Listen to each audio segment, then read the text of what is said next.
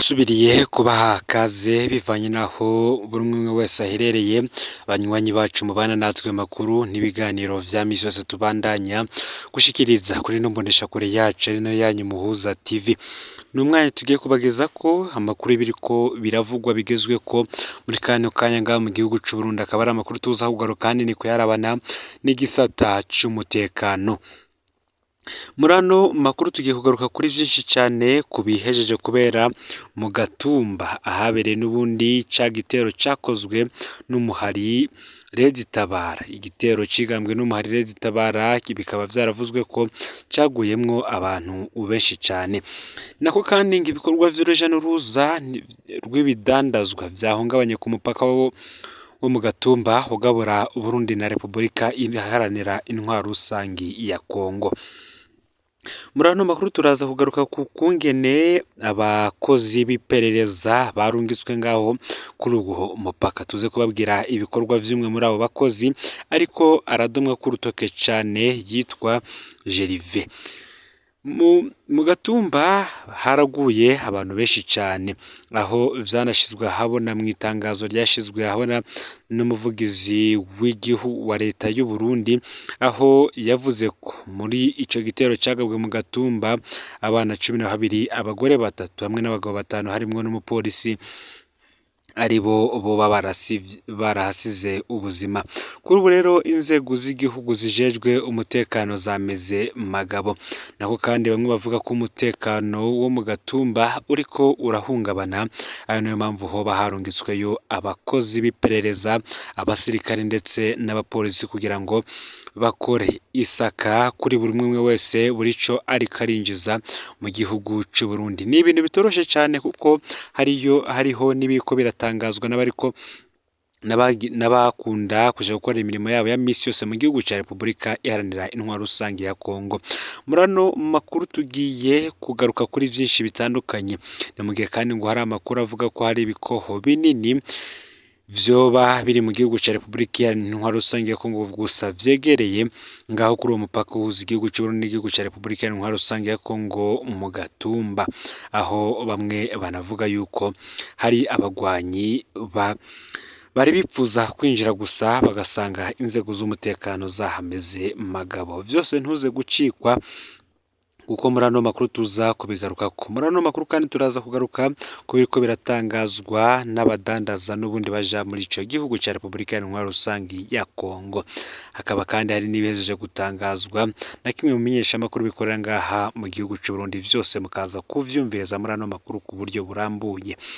Vyonda ha subscribe canke sabone niba utari wafite ndako kugira ngo utoje ucikanwa nayo dushikiriza. Sangiza no makuru bagenza aho baherereye hose kugira ngo nabo baje bashikirwa n'abiriko biravugwa bigezwe ku ngamba mu gihugu c'u Burundi, hanze y'imbezi igihugu c'u Burundi ndetse no makungu ya kure. Mwekaze mwidonido ijyano makuru. Nkuko natanguye mbibabwira, ibikorwa vy'uruja n'uruza rw'ibidandazwa vyahungabanye ku mupaka wo mu Gatumba ugabura Burundi na Repubulika iharanira intwaro rusangi ya Kongo. Iryo hungabana ry'ibikorwa vy'ubucuruzi hagati ya Repubulika y'intwaro rusangi ya Kongo n'u Burundi bica ku mupaka wa Gatumba ngo rikaba ryavuye ku mabi abanyekongo bakorerwa kuri bariyeri irahitwa mu Rugarika muri zone Gatumba ya komine Mutimbuzi.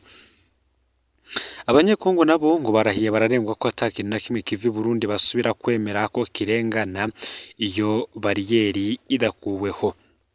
Nkuko umwe mu badandaza b'abanyekongo bavyivugiye ngo ntakidandazwa na kimwe cabo abakozi b'iperereza ry'u Burundi bari kuri iyo bariyeri bagera umutwe. Nguvumiriya Kwibe arongoye abadandaza bato bakorera muri Uvira, we avuga ko aho ibintu bigeze batazi ikidandazwa coba cemerewe kwinjira mu Burundi kuko ngo vyose bavyakwa. Yagize ati gushika ubu ntituzi ibidandazwa vyemewe n'ibitemewe mu Burundi kugira twisunge amategeko yabo. Abo badandaza b'abanyekongo bavuga ko umukozi w'iperereza ry'u Burundi azwi ku izina rya Jerive ngo ari nawe arongoye abakorera kuri iyo bariyeri y'irugarika ngo yaba uwufise icupa ry'amavuta yo gutekesha, yaba ibiro bibiri vy'inyama, yaba uwaguze impuzu yo kwambara ngo ntaco umukozi w'iperereza yitwa Gervais ariko arasiga inyuma. Abanyekongo kandi bakaba bavuga ko ribaye irya kabiri mu kiringo c'amezi 3 bagumuka, bakanka ko ibidandazwa vy'abarundi vyinjira mu gihugu cabo kubera ivyo bakorerwa aho kuri iyo bariyeri iri irugarika. Abadandaza bato bato muri Repubulika Iharanira Rusange ya Kongo nabo mu Burundi bo bakoresha umupaka wa Gatumba bakabasaba umukuru w'igihugu c'u Burundi Evariste Ndayishimiye kugira ico akoze ngo narirya urwego rw'iperereza rutwagwa iwe. Iyi akaba ari inkuru yashikirijwe n'ikimenyeshamakuru RPA, ikimenyeshamakuru cegukira Bob Rugurika. Nako kandi biriko biravugwa ko kuri ubu hari imyitozo idasanzwe iriko irahabwa abasirikare. Aba akaba ari abasirikare n'ubundi bagiye kuja gucungera urubibe rw'igihugu c'u Burundi ndetse n'igihugu ca Repubulika Iharanira Rusange ya Kongo, ari nayo makuru tuza kubahereza ubukurikira. Murano makuru ni vyinshi turiko turatohoza kuri ivyo biriko bibera mu gihugu ca Repubulika Iharanira Rusange ya Kongo, yoba ivyo bikoho vy'abitegura gutera Uburundi ndetse n'ingene igisirikare c'u Burundi cameze magabo hafi ku mbibe zose z'igihugu. Nako kandi abakomanda b'umuhari Hamas mu buraruko bwa Gaza ngo bishwe na Israeli. Igitero ca Israeli kivuga ko igisirikare ca Israeli kikaba kivuga ko casambuye burundu uburongozi bw'umuhari Hamas mu buraruko bwa Gaza. Mu gihe umuvugizi w'igisirikare Daniel Hagari yabwiye abamenyesha amakuru ko abagwanyi ba Hamas ubu bagiye ibitero gake kandi batagira ababarongoye. Avuga ko Israel yishe abagwanyi baba bashika 8,000 mu buraruko bwa Gaza. Mu gihe BBC itashoboye guhinyuza ico gitigiri ko arico. Yabandanije kandi avuga ko abasirikare ba Israel ubu bariko barashira inguvu nyinshi mu gutuza Hamas mu bumanuko no guhagarika no hagati mu karere ka Gaza. Israel ikaba imaze kwica abantu barenga 22,000 kuva intambara yadutse nk'uko bivugwa n'ubushikiranganje bwa Hamas bujejwe amagara y'abantu. Ku munsi wa gatandatu bwaharuye abapfuye abarenga 120 mu masaha 28. Ako karere karasinzikaye cyane kandi ngo abantu bahaba bashika 2,3 miliyoni barataye izabo. Ibitero vya Israel vyatanguye inyuma yaho abagabo bitwaje inkoho bagize igitero giturumbuka mu manuko bwa Israel kwigenekerezo y'indwi ukwezi kwa gitugutu umwaka weze w'2023 bica abantu 1,200, benshi muri bo ari abasivile, abandi bashika 240 bagirwa imbohe. Imbohe zisigaye ni 120 inyuma y'irekurwa rya bamwe hisunzwe hagarikwa ry'intambara ryabaye mu mwaka uheze. Ni mu gihe umushikiranganje wa mbere wa leta ya Israel Benjamin Netanyahu yarasubiye kwemanga ku munsi wa gatandatu ko Israel ishobora kubandanya igikorwa cyayo cyo gutuza Hamas, kubohoza abagize ingwate no gukora ku buryo Gaza itazosubira kubangamira Israel.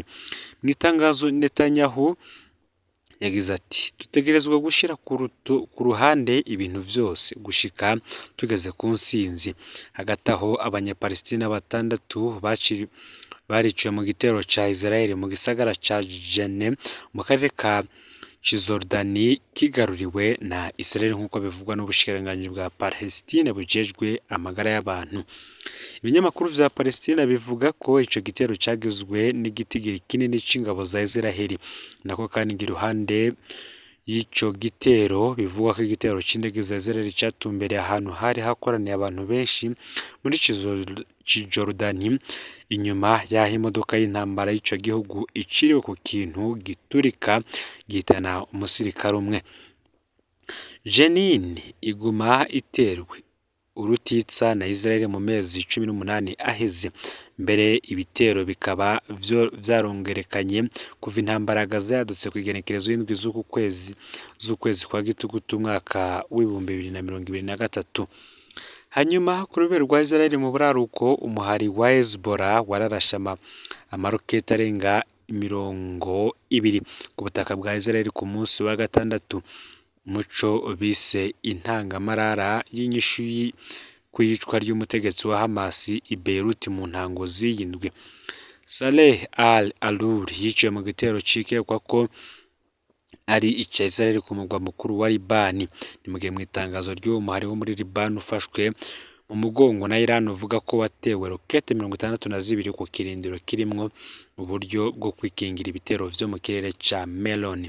Ni mu gihe igisirikare ca Israel kivuga ko cabonye haturutse izo rokete hashika 40 kandi ko cishuye kuri ivyo bitero. Umunyamabanga wa leta ya Amerika ajejwe imigenderanire n'ayandi makungu Anthony Blinken ku wa gatandatu yavuze ko ariko arashira inguvu nyinshi mu gutuma intambara ya Gaza idakwiragira hose no kwirinda ubwicanyi bw'urutavanako. Blinken akaba yarabivugiye mu Bugiriki mu ntango y'urugendo rw'indwi yose yariko muri ako karere. Akaba yaraciye abandaniza urwo rugendo mu gihugu ca Yorodaniya aho aza guhura n'umwami Abdallah kuri uyu w'Imana imbere yo kubandaniriza mu gihugu ca Katari. Rero niyo makuru yaragezwe ko muri kano kanya. Vyonda subscribe canke sabone niba utari wafite ndako kugira ngo utojikanwa nayo dushikiriza.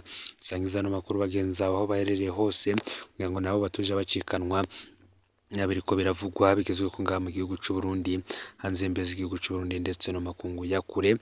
No Muhuza TV Imana ibahezagire.